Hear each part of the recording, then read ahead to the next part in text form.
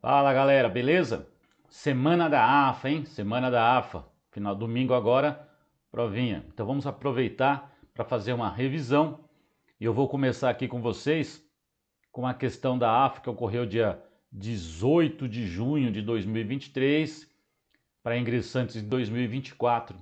A ideia não é só fazer a questão, é relembrar alguns conceitos. Essa questão que eu vou fazer ela é bastante longa, vai ter aí cinemática, princípio fundamental da dinâmica, conservação da quantidade de movimento, ela acaba sendo muito longa. Então eu preferi, inclusive, até fazer antes para ir comentando aqui, que senão o vídeo fica muito longo, vocês não aguentam. Bom, já estamos demorando, bora para a questão. A questão é da AFA de 2024, vamos lá. É esta questãozinha aqui. Eu já comecei fazendo, galera, muito longa a questão, então senão o vídeo fica muito longo aqui. Vou ler com vocês, vou explicar o que eu tomei aqui de resolução já. Duas partículas A e B de massas 4m e m, respectivamente, movimentam-se sobre uma superfície plana e horizontal ao longo de uma mesma trajetória. O coeficiente de atrito cinético entre essa superfície e cada partícula é o mesmo e igual a 0,1. A figura abaixo indica as posições das partículas nos instantes t0, quando as velocidades de A e B valem respectivamente 40 metros por segundo e B menos 10. Bem, isso já está dizendo aí para nós que A se move com uma velocidade no sentido positivo do eixo, né? A velocidade está positiva, e B está no sentido oposto do eixo, velocidade de menos 10 metros por segundo. Continuando aí. A partir desse instante, as duas partículas estão sujeitas, na direção de seus movimentos, apenas à força de atrito está agindo, né?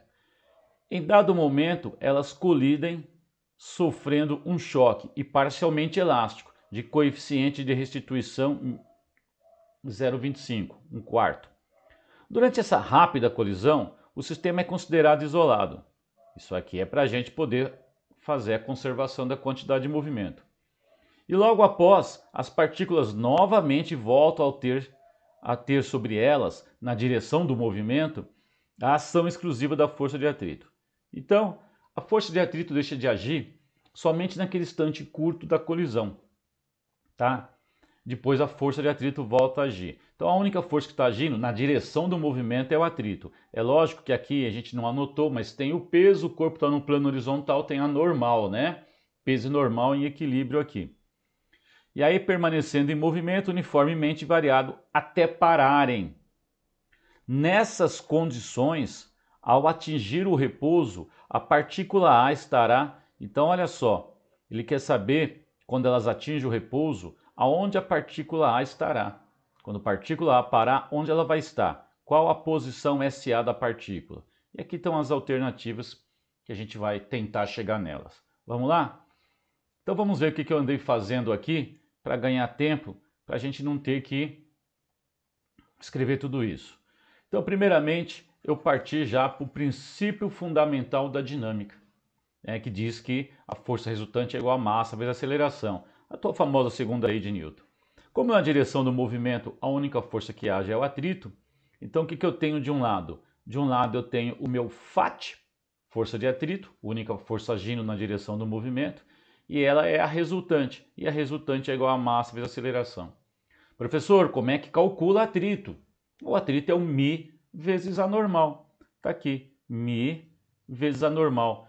Estando no plano horizontal e não agindo mais nenhuma força na vertical, somente há o peso e a normal. Então a normal é igual ao peso, e o peso vocês estão cansados de saber que é mg. Então a força de atrito é μ vezes a normal, que é mg. E tudo isso é igual a quem? A massa vezes a aceleração. Princípio fundamental da dinâmica. Temos massa dos dois lados, vocês viram que eu cortei a massa e eu achei a aceleração. Se eu cortei a massa, não importa que a partícula A tem massa 4m e a B tem massa m, elas vão ter a mesma aceleração em módulo, né? Em módulo, qual vai ser a aceleração dessas partículas? Em módulo, a aceleração de A é μ vezes g e a aceleração de B também.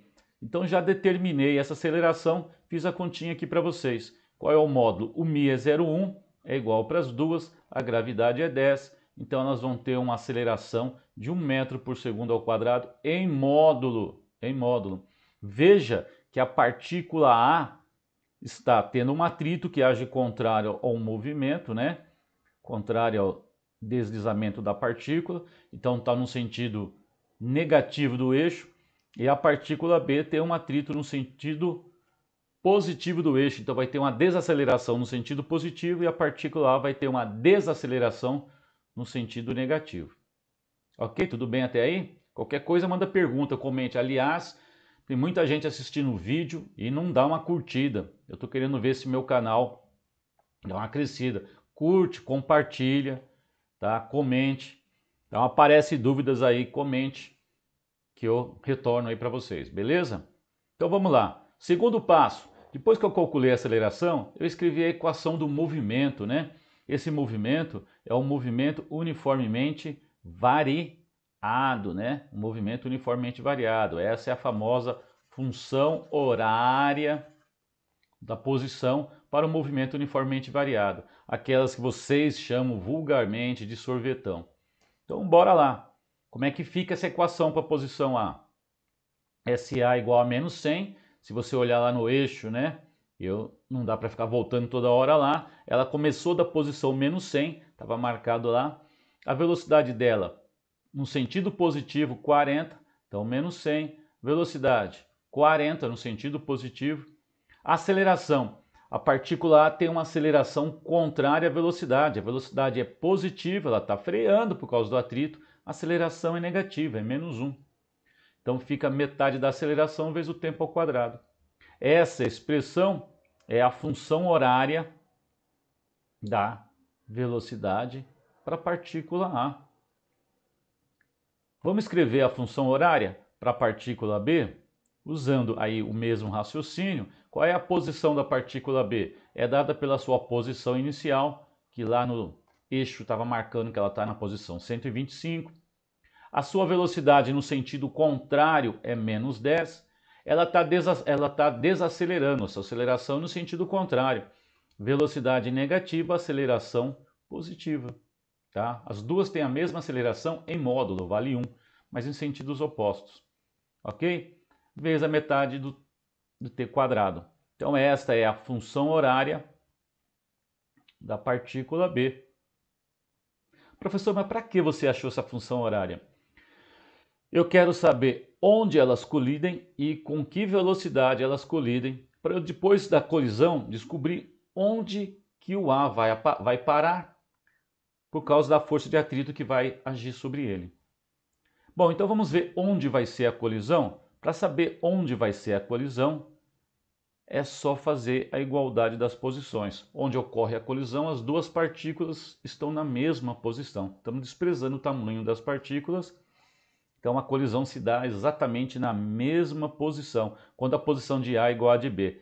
Então o que o tio fez aqui? Só pegou a equação de cima e a equação de baixo e igualou para forçar saber em qual instante que a posição de A é exatamente igual à posição de B. Feito isso, tá aqui a equação de A, só copiei, galera, veio aí, tá certinho, ó, menos 100 mais 40t menos meio de t quadrado, né? E a outra, 125 menos 10t mais meio de t quadrado. Tá?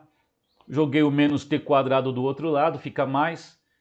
Metade de t quadrado com mais metade de t quadrado é t quadrado.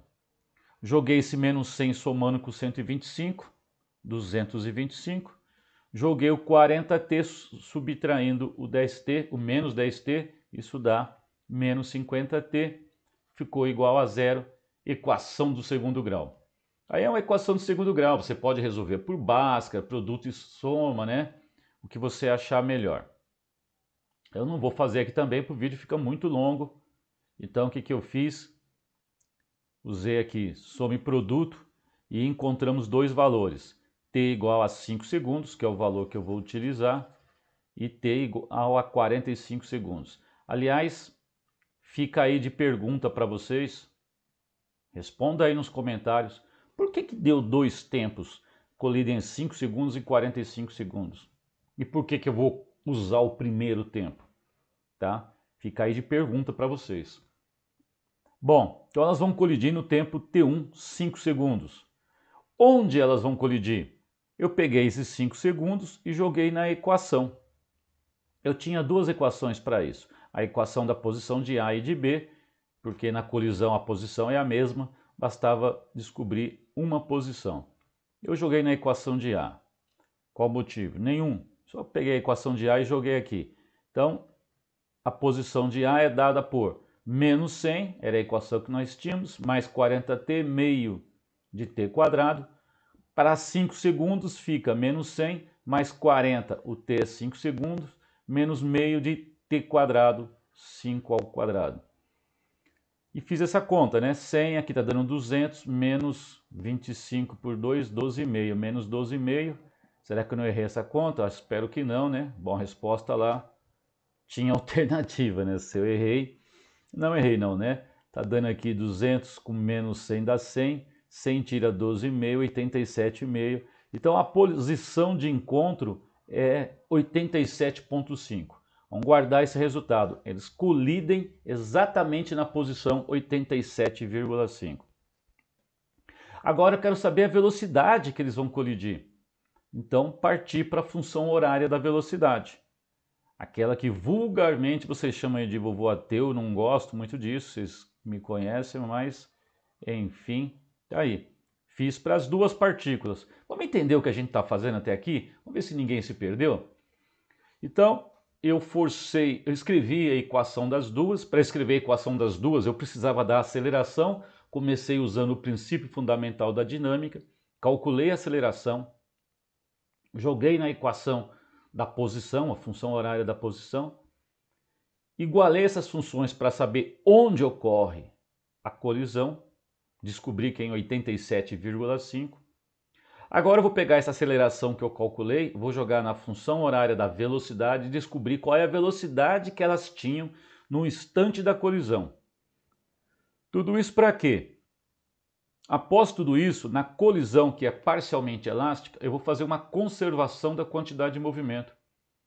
Levando em consideração essas velocidades que eu estou calculando agora, que é a velocidade que elas vão ter no instante da colisão, porque o que elas tinham antes não importa, elas estavam afastadas e essa velocidade foi caindo por causa da ação do atrito. Então agora eu calculei a velocidade, eu sei a velocidade que elas têm exatamente no instante da colisão e a posição que elas ocorrem essa colisão, porque após a colisão vai mudar a velocidade e aí eu consigo descobrir onde é que o A vai parar, que é a pergunta do nosso exercício.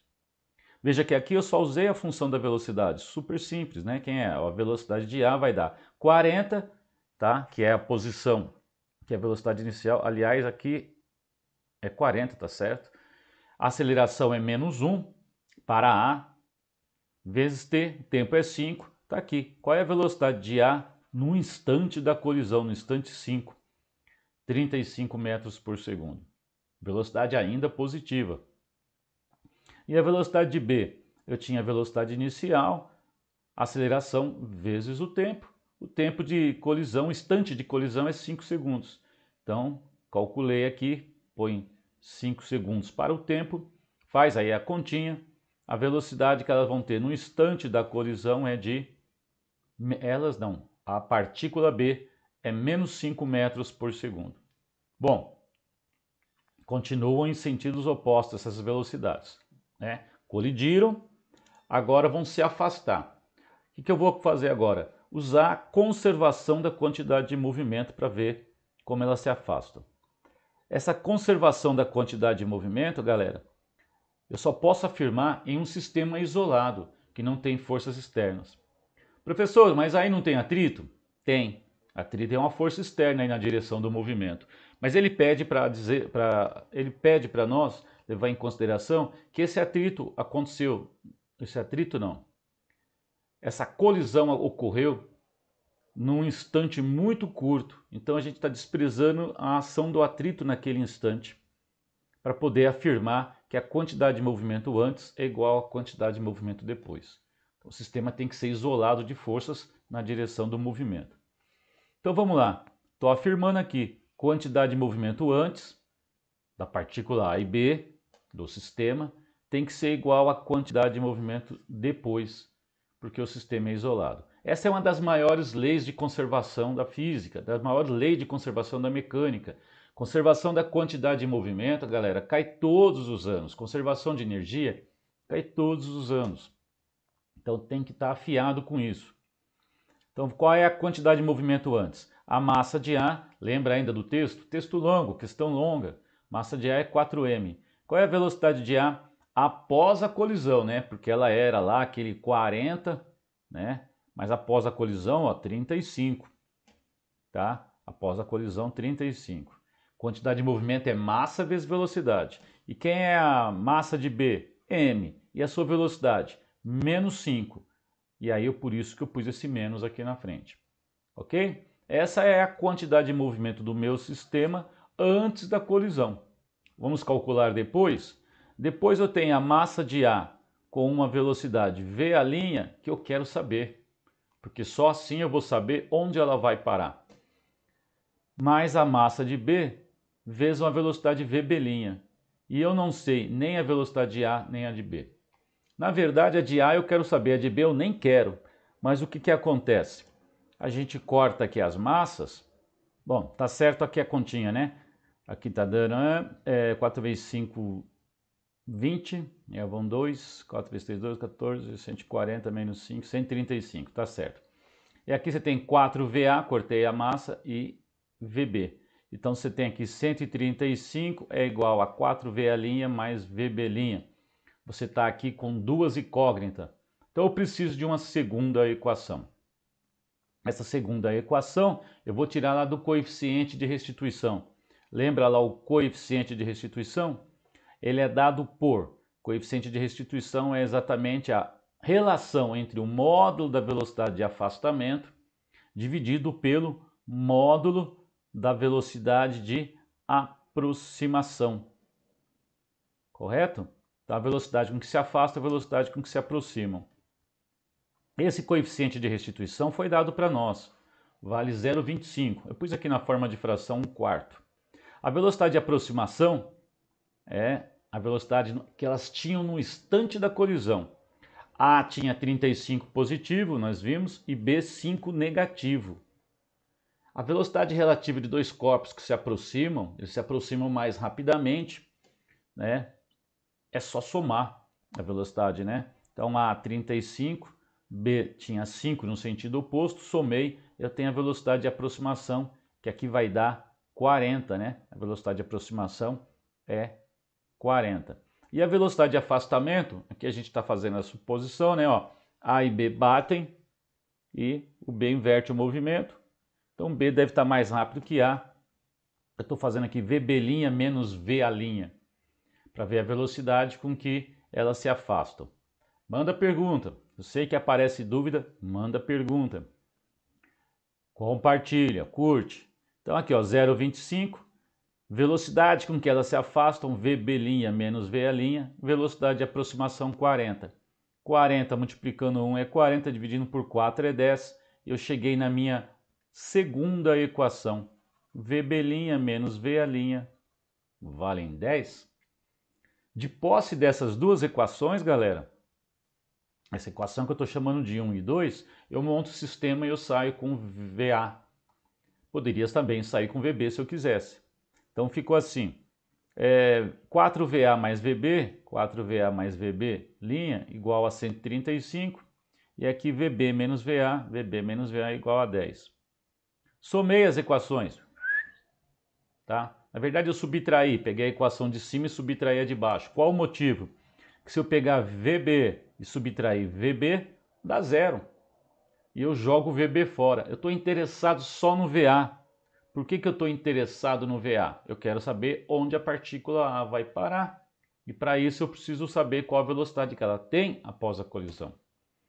Se você subtrair agora 4VA menos o menos VA, vai dar 5VA. Se eu pegar 135 e subtrair 10, dá 125. Então o tio está fazendo o que aqui? está pegando a equação de cima e subtraindo a equação de baixo, ok?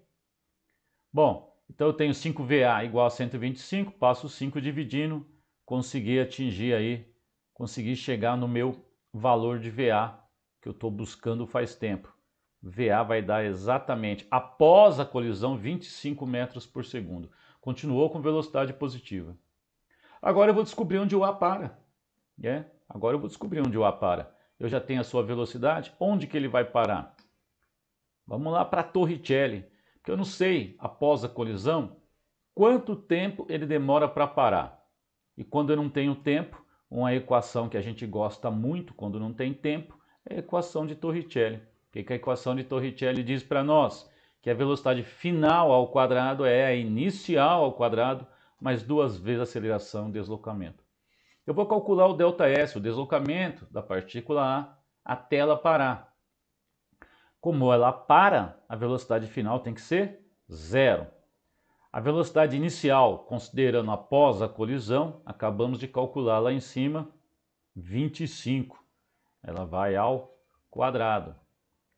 2 vezes a aceleração ΔS, como essa aceleração é negativa, veja que a velocidade de A continuou positivo, o atrito age no sentido oposto, freando a partícula, então a aceleração tem um sinal contrário da velocidade. Então a aceleração é menos 1 ainda, por isso eu pus esse menos aqui na frente.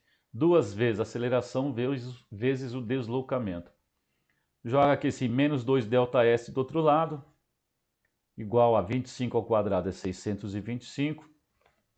E passo 2 dividindo, 600 por 2, 300, 25 por 2, 12,5. Está aqui, ó. ΔS é 312,5 metros. Esse é o deslocamento da partícula A até ela parar. Mas não é isso ainda que eu quero. O que eu quero é a posição em que ela para. Então eu vou precisar da posição onde ocorreu a colisão, né? Porque olha só, achei o deslocamento e o deslocamento é dado por posição final menos inicial. Então qual o deslocamento? Está aqui, 312,5. Qual a posição final, lá onde ela vai parar? Não sei. E a inicial? Era a posição onde ocorreu a colisão, tá? Eu também não lembraria, se eu estivesse fazendo, teria que voltar lá atrás, né? Olha lá, a gente viu onde ocorreu a colisão, ela ocorreu na posição 87,5. Então a colisão, a posição onde ocorre a colisão, 87,5, estou chamando de posição inicial. Aí se você passa 87,5 somando com 312,5, dá 400. Tá? Alternativa D.